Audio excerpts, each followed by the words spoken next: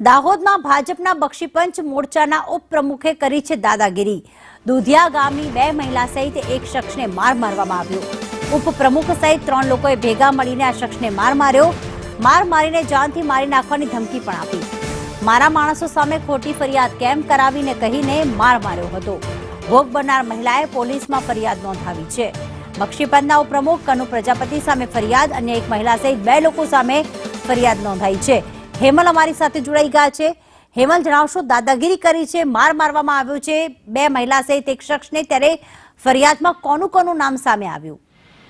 ચોક્કસ વાત કરીએ તો લીમખેડા તાલુકાના બક્ષીપંચ ભાજપના બક્ષીપંચ મોરચાના જે પ્રમુખ છે કનુભાઈ પ્રજાપતિ, ઉપપ્રમુખ છે કનુભાઈ પ્રજાપતિ, તેમની જે લુખ્ખી દાદાગીરી જે છે સામે આવી છે।